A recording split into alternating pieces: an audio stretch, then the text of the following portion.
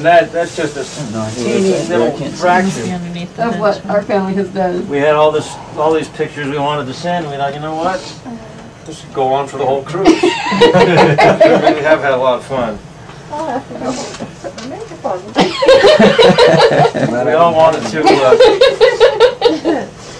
to express a few feelings to you about how we feel, and so we took some time and tried to put the feelings down on paper. It's not really possible, we found, to articulate what we feel, but we tried, and we thought we'd at least try to tell you how we feel about you. So we put a little book together, which you'll be able to take with you.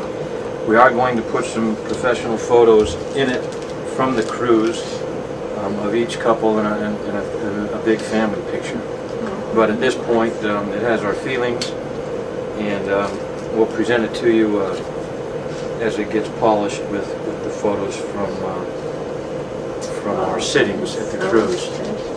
And so with that, we'll have Kerry come up and express himself, and then we'll go through it in family order.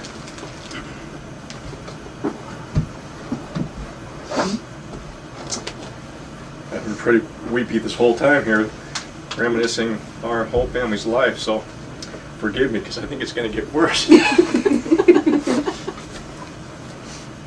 got a box. There's a whole bunch in the bathroom.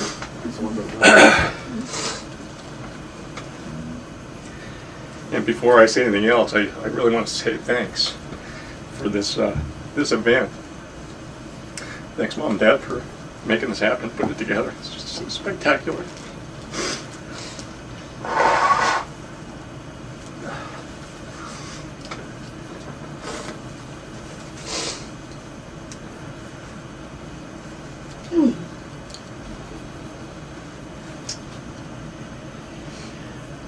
Where are we? Middle of the ocean. We're headed to the Gulf.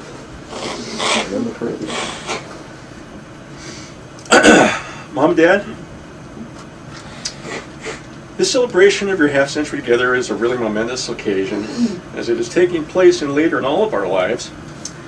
It represents a great time to reflect upon how you have influenced us. The older we all get, the more we've experienced what it means to make sacrifices for the welfare of our own children. And we can better appreciate just how much you have truly given to all of us. But as I think back, it's really a compendium of seemingly little things that, in the aggregate, have made such a large impact on my life. As kids, we were, of course, always cognizant of our peers, and I remember the comments of friends as they observed what family life was like over at the Gillises. In Edgemont, where we lived, as I entered puberty, I remember Kevin Martin saying, "Wow, your dad must really love your mom. I never see my parents kiss like that." In such instances, you taught us the importance of showing affection for your spouse, and I'm certain that I found that experience validating toward showing affection later in life for my own beloved Tracy.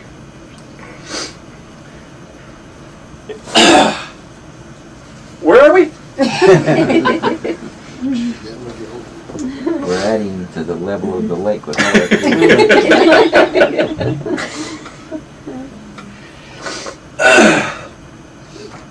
And speaking of affections, there were a couple of other times where I remember being privy to even more intimate situations. Once was when you were reunited after months apart when we moved from San Jose to Rapid City. Oh boy. I knew about that time because it was my room in the basement of our new house that you ended up locking yourselves into. You knew that we kids needed to roam and scout out the new neighborhood.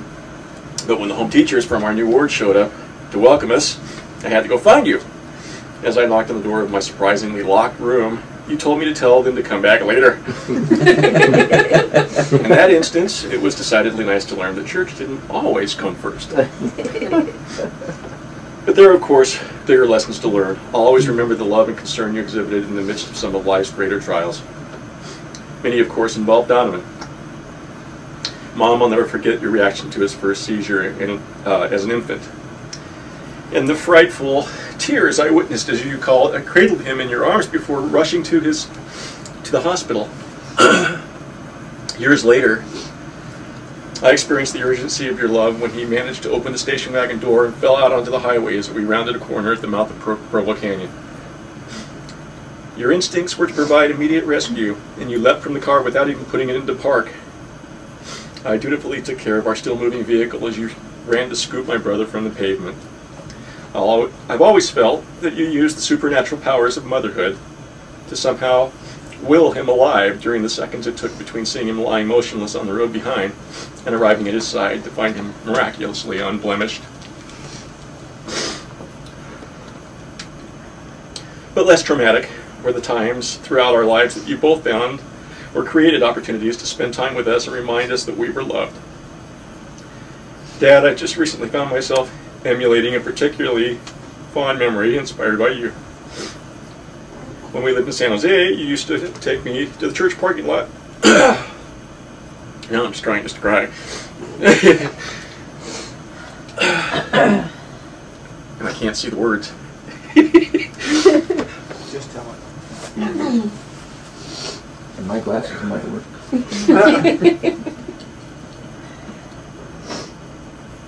Thank goodness.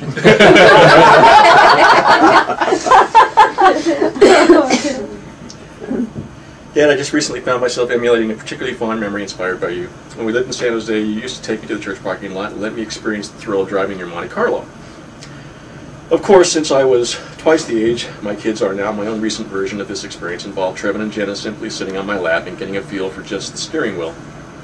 But the truth is that you often encouraged us to spread our wings early and to try our hands at the adult experiences we had before us. How can I repay you for the confidence-building opportunities you afforded me by allowing me, as a 14-year-old, to learn how to fly, of all things, or even ride a motorcycle as my primary means of teenage transportation? And I will, of course, never forget the significance of the role you played in enabling and trusting me to become the neighborhood's 10-year-old paperboy. Do you remember driving all night through blinding snow on the way to Tahoe to take some of us on a ward skiing trip? Speaking of all-nighters, I always thought it was great when you let us play security guards by sleeping at in the Grant's parking lot on Blossom Hill Road for the Moonlight Madness cells. I have similar fond memories of sleeping in the station wagon at the chapel in Simi Valley while it was under construction. You know, it just occurred to me, could this have factored into why I felt so comfortable spending so much time living out of the car?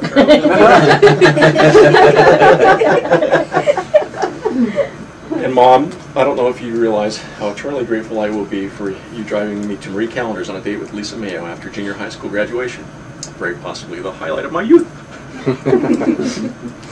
But while that was extremely important to me, I know the sacrifice paled in comparison to the ride you took from Utah to California on the back of my motorcycle. Your legacy for that gesture will forever live in the archives of the Ensign, after an admiring Sister Sobe documented the feat and published it as an example for the eyes of millions of church members worldwide. I found it on the internet. Yeah, I didn't realize that. In the yeah, she did.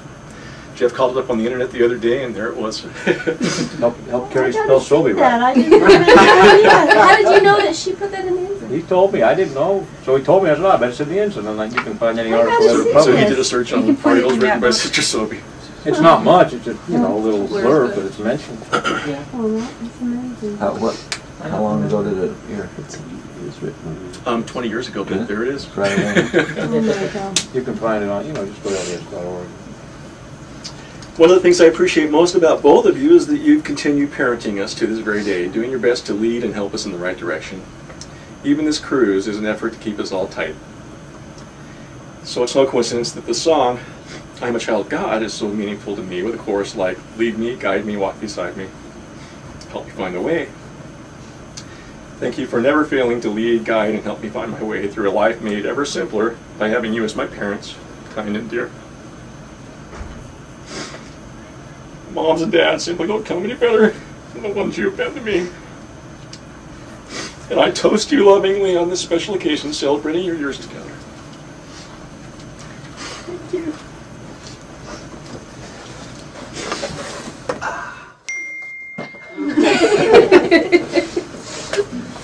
toilet roll would be easy.